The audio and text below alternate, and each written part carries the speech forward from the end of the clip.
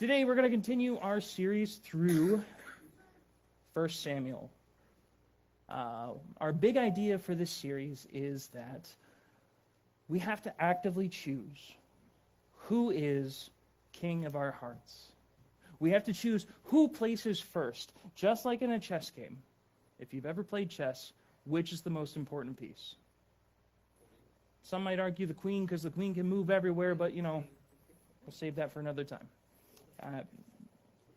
The king right now, if you lose the king, game's over. You can't play anymore. The goal is always to protect the king. It's the same thing in our lives when we try to find the most important thing in our lives. The most important thing in our lives will always take ownership of our hearts. And we protect that at all cost. We have to constantly identify what is that thing filling that space. And if it's not God, it's going to be something akin to a vacuum that consumes more and more and more. You have to choose which is the highest priority and which is king of your heart. We're going to start part 2 of our series. Last week was part 1 of the Dude series. Dude, Where's My Donkeys was last week, and Dude, Where's My King? I think Saul's journey is just really funny. There's so much humor inside of this. I mean, last week we saw lost donkeys and just two boys essentially trying to figure out what do we do about our donkeys. This week we're seeing Saul essentially anointed to become king, but not really knowing what to do with himself. So the big idea for today is that purpose is found when we become a hero maker to others. Here's how this goes. To give you a little bit of context, this is around like 1050 BC when the first king was anointed. This takes place during the time of the judges. Samuel is the last reigning judge. And a judge during this time was somebody who ruled the people or led the people, but appealed directly to God and received all of his commission and power from God, and constantly relied on God and had a very faithful relationship with him. But when a judge died, the next generation became complacent, and they went their own way. And the constant phrase that keeps coming up all throughout Judges into 1 Samuel is the people did what was right in their own eyes. And we see that this is not something that has stopped. We do it up to this day as well. But during this time, Samuel's solo reign is coming to an end, and the people want a new kind of government.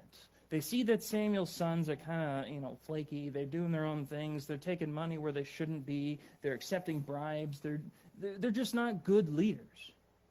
So the people use their big brains and they say, hey, our enemies across the state, the Philistines, the Ammonites, all these other people that we don't like, they have good governments. They have great leaders.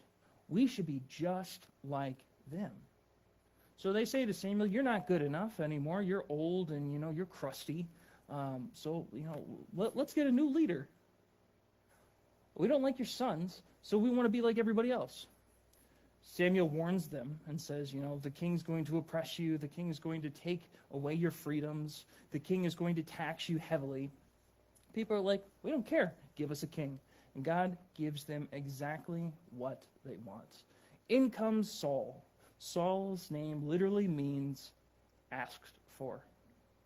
He is the most attractive man in the area, and you see this kind of goofy story where he's sent on a journey to go find some donkeys.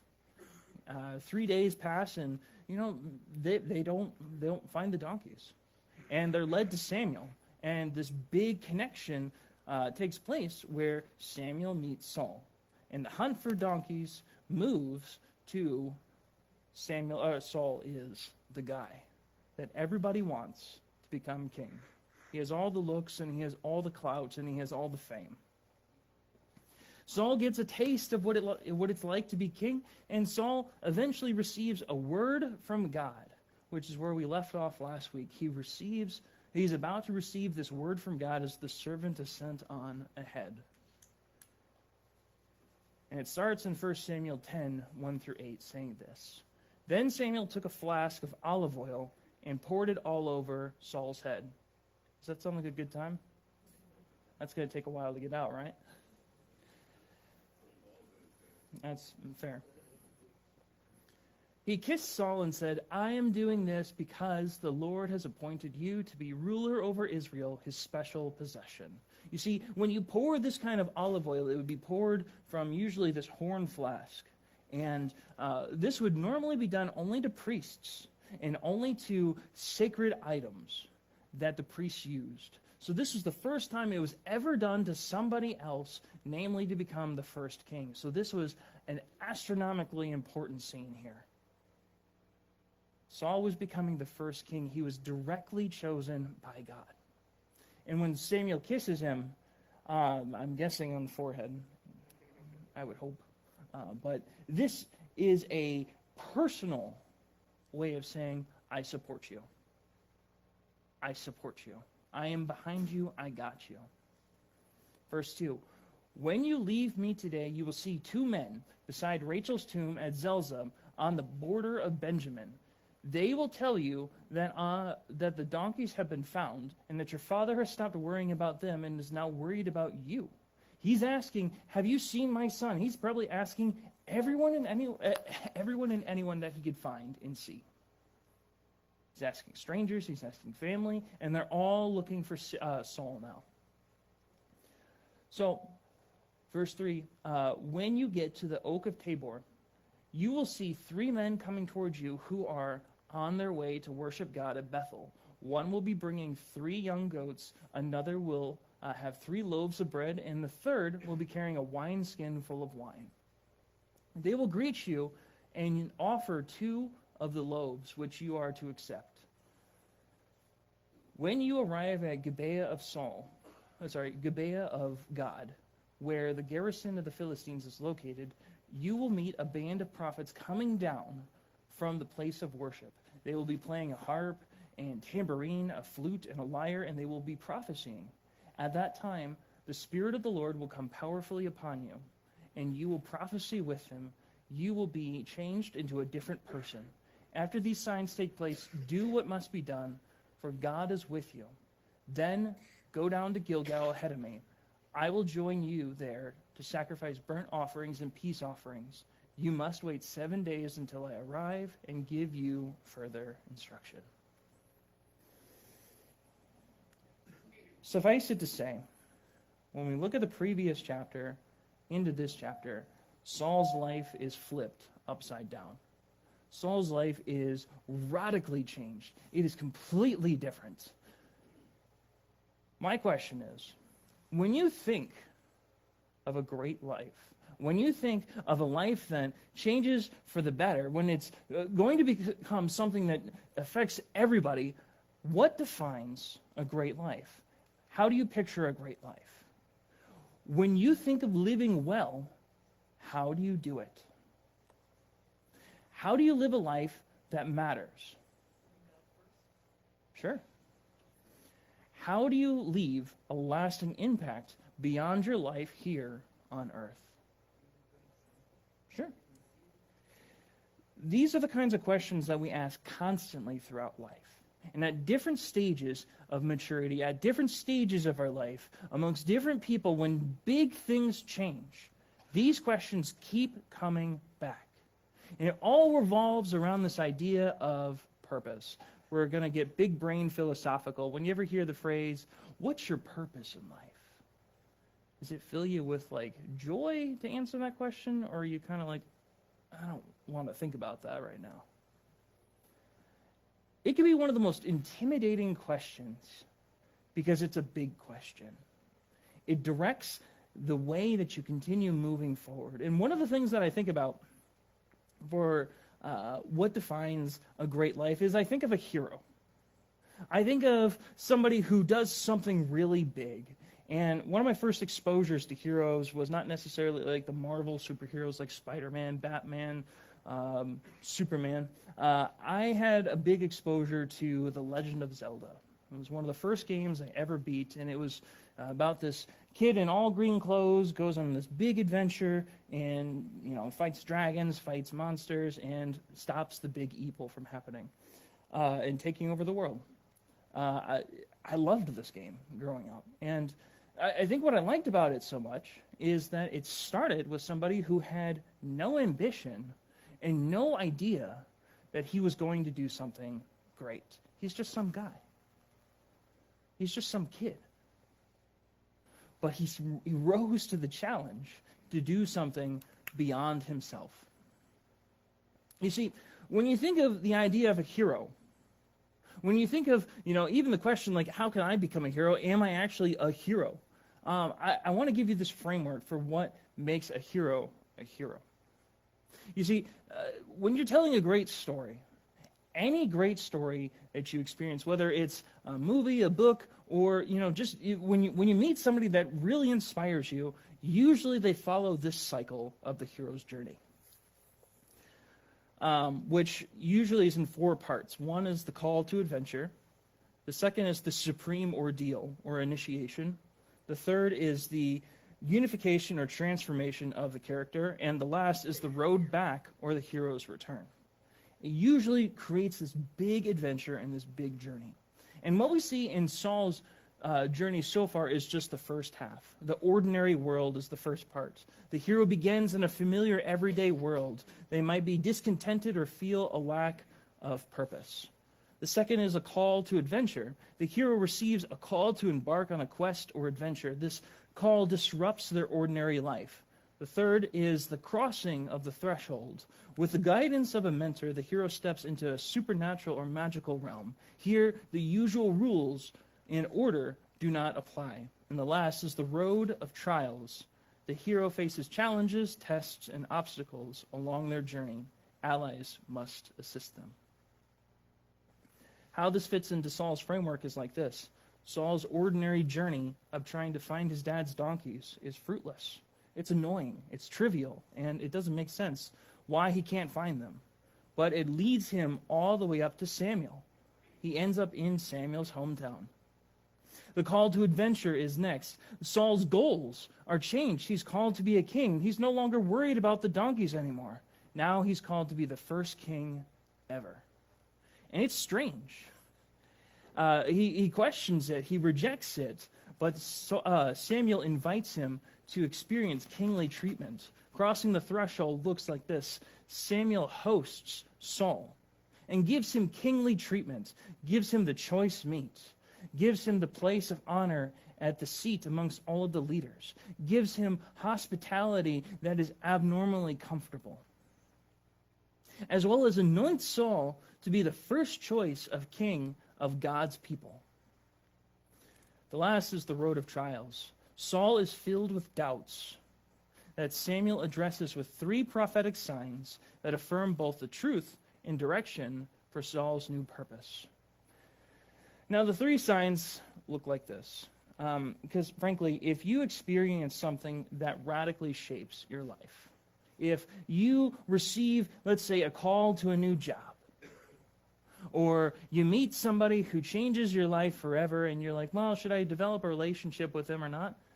Or you pick whatever you could think of in your life where you have to stop and say, is this the right next step? More often than not, we are filled with doubts. We don't just rush forward and say, let's go, right? That's like jumping off a bridge. You have to evaluate, is it safe or not? Should I actually do this? The wise thing is to slow down. But if we stay in our doubts, that's where it's dangerous. Saul has these doubts, and Samuel preempts them and gives him 3 upcoming signs. First, with the donkeys, 2 strangers that are by the tomb of Rachel come up to Saul and tell him that his father is more worried about him and that the donkeys are already found. This is an informational confirmation that what Samuel says is true. The doubt and the fear of his original journey is gone. Second is this providence of food. It's confirmation again. Saul is sent off without food. He's probably hungry, but there's no reason Samuel should have known that 3 people coming along carrying goats having 3 loaves of bread and a wineskin full of wine would have given him 2 loaves of bread. There's no reason he should have known that unless it was directly from God. This would have been really far apart, so it's not like Samuel could have been like, hey, hurry up, guys. He's not going to call anybody. There's no phones back then. There's no quick way to send that kind of information. This is confirmation that what has been said, that everything that Samuel has given to Saul is true. And last is this participation and presence of the prophets. This anointing is a personal validation that the Spirit is with Saul, that God is with Saul, because this doesn't happen to everybody. Not everybody's going to rise up and begin prophesying during this time. The Spirit comes over people and gives them the power to say certain things and to proclaim certain things and to experience God in a different way. This isn't everybody's job. So to experience this would have been weird.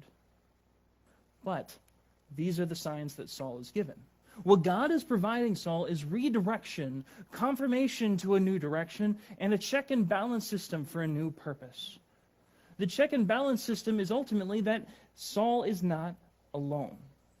He's not just left to go figure life out by himself or figure out this new job by himself. It's not like he was even just given a job description and just told like, hey, there you go be king. It's something brand new. It's something that God is behind, that God is supporting. And he's supporting it by saying that the prophet is going to continue working with the king, and that God is ultimately the king, who is giving this role to Saul to lead his people well in a different kind of governmental system. But ultimately, this is creating the ideal scenario, with the doubts being confronted, with a perfect system being set up by God. The ideal scenario looks like that, but our human nature gets in the way. We have all kinds of things that block us with doubts and fears and resisting of purpose. I brought a luggage case here. We'll be using this just a little bit. I'm not going anywhere. We'll put it here. With purpose, if you ever figure out your purpose, the most common thing that people do is stuff it away. Goes right into the attic. And you don't remember it again. You leave it there for someday in the future. When it comes to purpose, when it comes to what we're supposed to do with our life, we push it aside. We resist the purpose, and we want to go our own way. We struggle with hardship. Saul was no different, as we will soon find out. You see, whenever you find out your purpose, there will always be resistances. I can relate with this in many different ways. There was this pastor I heard a handful of years ago. He was saying that one of the greatest places to be when you're considering your purpose is where you are most uncomfortable, where you are the most not at ease. And that sounds kind of funny. But when you give it the addendum that this is exactly where you're supposed to be because you are the most alive, you are the most passionate, you are the most ready to do something, but you are still the most uncomfortable, it is the place where you are also the most reliant upon God to lead you and guide you into the next step. I can tell you, standing on this stage is like that for me. I've been asked this question many times. I'm not saying I'm annoyed by this question by any means. People will ask me, are you comfortable? Are you ready? Are you fitting into your role well? And to be honest, all I can really say is that I'm trusting God. Because the fear of failure, the fear of mishandling God's word or saying the wrong thing is always looming. The fear that I'm going to make a goofball of myself is always a fear. You see, In James 3, it talks about the idea that a teacher is held to a different kind of standard. If I proclaim something wrong, or if I say something that is inaccurate, I am held to a different kind of standard. I have multi-layers of things that are going against me. But this is exactly where I'm supposed to be, because this is where God called me. And if I did not rise to the occasion, if I stuffed it away and said, purpose, go over there, I'm missing a bigger picture. Every time I get on this stage, I have to commit this to God and say, God, lead me so that you can use me boldly. That's what purpose looks like. And it doesn't have to be something that's based on just ministry in your jobs, amongst your family, amongst anywhere that you go, wherever you are called. That is your purpose, friends. And the call is to rise to the occasion and to continue going forward. And if you are uncomfortable, if you are fearful, you can know that God is filling you with something absolutely supernatural to make you more than capable and more than equipped to handle that situation. I mean, the question can be asked, just because you have a new direction and a new purpose, does that mean that you have it all figured out? It's great when you have that purpose, but you have to also figure out how to keep moving forward and do it consistently. Moving from your way to God's way. 1 Samuel 10:9 through 16 says this: as Saul turned and started to leave, God gave him a new heart, and all of Samuel's signs were fulfilled that day. When Saul and his servant arrived at Gibeah, they saw a group of prophets coming towards them. Then the Spirit of God came powerfully upon Saul, and he too began to prophesy. When those who knew Saul heard about it, they exclaimed, "What? Is even Saul a prophet? How did the son of Kish become a prophet?" One of those standing there said, "Can anyone become a prophet no matter who his father is?" So that is the origin of the saying, "Is even Saul a prophet?" You see, this whole scene is really amusing in its own way, because Saul, who was known to be the prettiest boy, the most handsome boy, the strongest looking boy, the most famous guy in the area, now is this spiritual guy. He doesn't have any connection with God. It's assumed at this point, because what's happening is that Saul is doing something that only prophets do. Only a select few people do. And because he has all of this clout, because he has all of this social standing, it's strange. All of his friends say, "What is wrong with you?" And the prophets who are already prophesying are now associated with Saul. And they're wondering, this guy, him and his family, if they could become prophets, is this really a legitimate thing? Saul does not respond to them. Instead, when he finished prophesying, he went up to the place of worship. And that's all we see there. We don't see him go into any kind of battle. He doesn't go down to Gilgal like Samuel tells him to do, to go and take part with these worship services to offer different kinds of offerings to God. Instead, he just goes home. He goes home, and immediately he's confronted by his uncle. His uncle says, "Where have you been?" And Saul says, "Well, we were looking for the donkeys. We couldn't find them. And then we went to Samuel and we asked him, hey, do you know where our donkeys are?" His uncle says, "Oh." And what did he say? This is like prime gossip. Samuel's the big guy. He's the judge over all the land. Everybody wants to know what Samuel's going to say. But Saul says, "He told us that the donkeys had already been found," and that's all he says. But Saul didn't tell his uncle, or any of his family for that matter, anything about the kingdom. I like to consider Saul kind of like this half-baked cookie. I felt this was very apropos. I was thinking a lot about these cookies I used to get in high school. We'd line up in the cafeteria, and there were two kinds of cookies.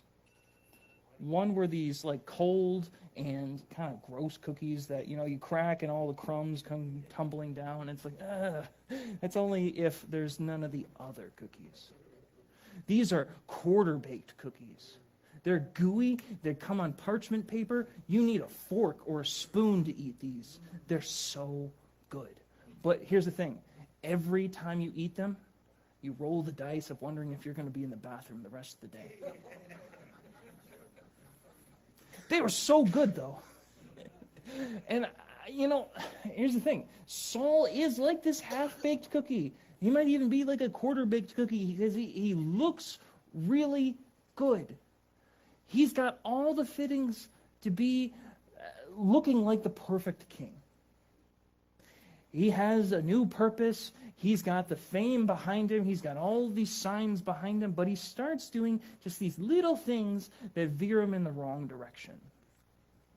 Saul left with a changed heart. What does that mean? He has a new direction. You think of what it means to actually walk with that kind of new direction. Again, you don't change immediately when you have a new purpose. How do you keep yourself going? You think of the kind of encouragement you need to keep moving forward. We presume that the first two signs have already happened. We hear nothing about Saul experiencing. We don't get in detail what happens with the first two signs of meeting the two people at the tomb as well as receiving the 2 loaves of bread. Saul's new behavior with the prophets catches everybody off guard. He becomes a completely different kind of person. You see, during this time, what it's presumed with the prophets is that they're not just talking. A lot of the time it looks like they're raving. They move their body all over the place. They have big motions and they draw lots of attention. And for Saul to suddenly do something like that, to join in the prophesying, to join in the revelry, is strange, wouldn't you say? If you saw one of your friends doing that, what would you do? Yeah, are you okay? Do you need some help?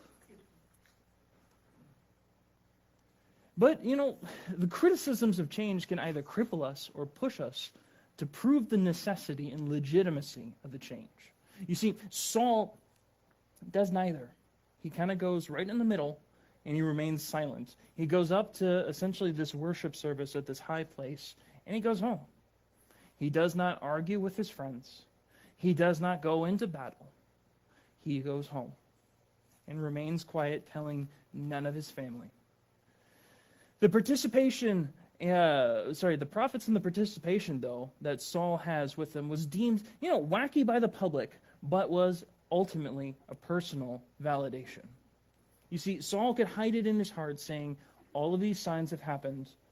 All that Samuel said has come true. There's truth that I need to reckon with, and I need to figure out if this is the right thing to do or the wrong thing to do. It's not a bad place for him to be. It's just an awkward place. It's kind of like your teenage years. They're awkward. You got to figure out what the right thing to do is. So half-truths begin. He shares with his uncle, and it's less about a lie, and it's more about timing. He doesn't run off to Facebook or Twitter, X, with all the news that he's going to become king. Instead, he hides it in his heart and waits until the right time.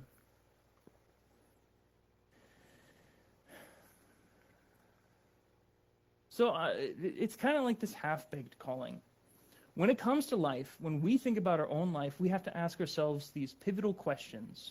We have to ask these questions at different stages. What is your purpose? How do you fulfill your purpose? How do you know you are called to do what you need to do next? And how do you continue to grow? You see, the healthiest place for us to be when we ask these kinds of questions is still half-baked.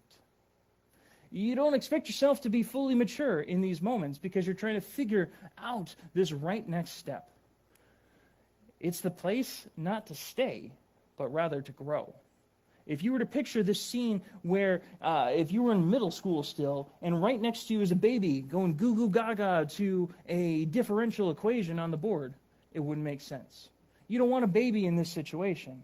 You want somebody who has found their purpose and is trying to move forward. Likewise, you don't picture somebody fully mature in a business suit, 40 years old, fully successful, briefcase, and typing away. offering, this is my answer. That doesn't make sense. Somebody fully mature and somebody inadequate to the situation is not half-baked and is not in this space of trying to figure out the right next step. But here Saul is in 1 Samuel 10, 17 through 26.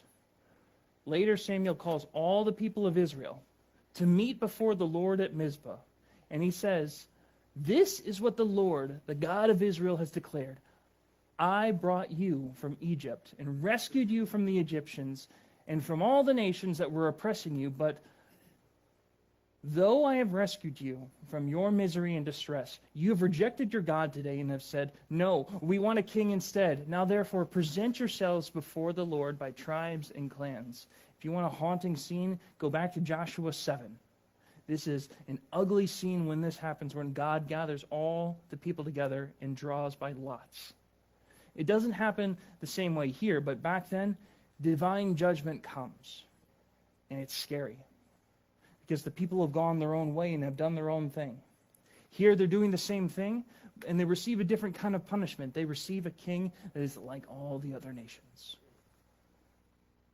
So Samuel brought all the tribes of Israel before the Lord, and the tribe of Benjamin was chosen by lot. Then he brought each family of the tribe of Benjamin before the Lord, and the family of the Matrites was chosen. And finally Saul, the son of Kish, was chosen among them. But when they looked for him, he had disappeared. So they asked the Lord, "Where is he?" The Lord replied, "He's hiding among the baggage. Tall boy, here." I'm not hiding very well, am I? He's obvious. So they found him and brought him out, and he stood head and shoulders above anyone else. I mean, the scene is so ridiculous. If you picture, let's say, the 2016 elections, right? And President Trump gets elected, and he's about to give his address. Can you picture before he comes out? He's hiding in the bathroom stall. He doesn't want to come out, and, you see him quivering, and they find him. Does that make sense when you consider his character? No. When you consider somebody who should be stepping up as leader, who has been chosen, has all the signs, has all the equipment, has all the backing, he's hiding. It's less about humility, and it's more about accepting responsibility. Here's the thing. Here's where judgment comes. And it's hard to see this because this verse is haunting in its own way. Verse 24, "Then Samuel said to all the people, 'This is the man the Lord has chosen as your king. No one in Israel is like him.'" It's quick to read that, but here's the thing. It's saying, this guy is who you wanted.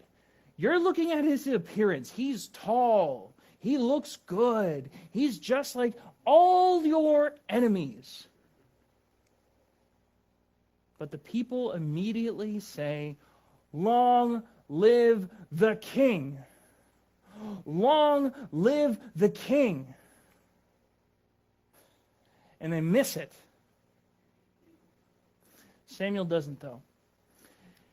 He told the people the rights and duties of a king, and he wrote them down on a scroll and placed them before the Lord, and Samuel sent the people home again, and Saul returned to his home at Gibeah. A group of men whose hearts God has touched went with him, but there were some scoundrels who complained, "How can this man save us?"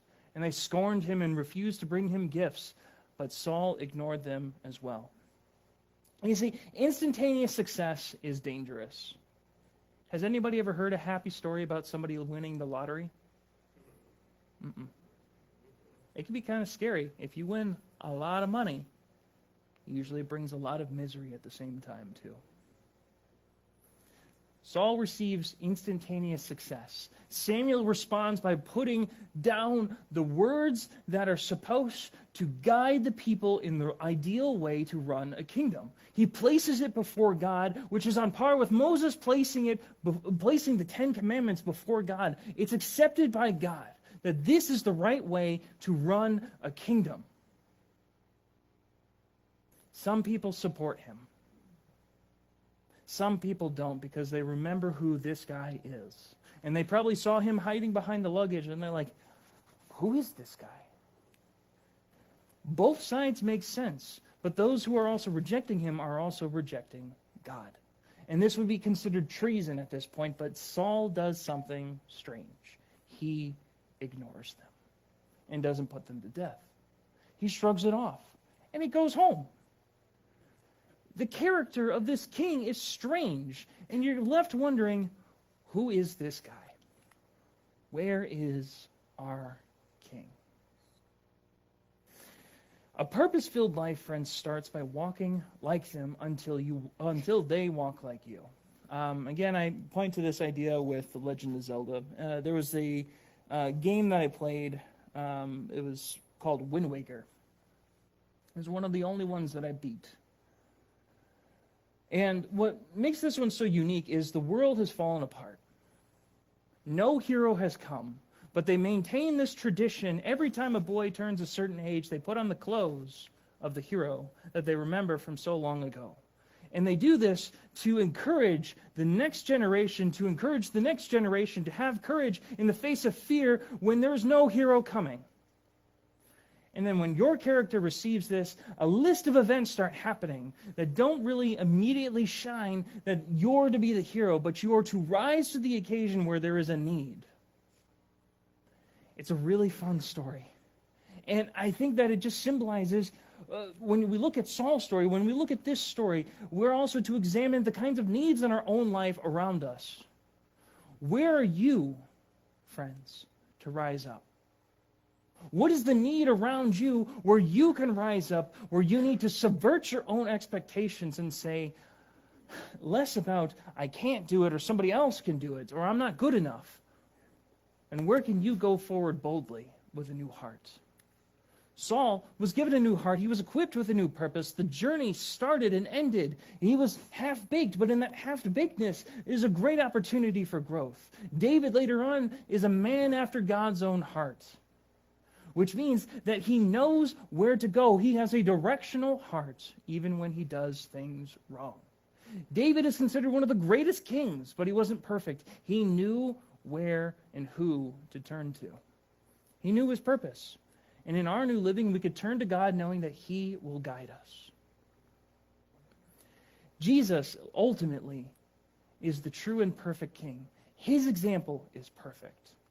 His reign is forever. His invitation to new life, which conquers every bit of sin, every bit of death, every bit of imperfection, every wrong bit in this life.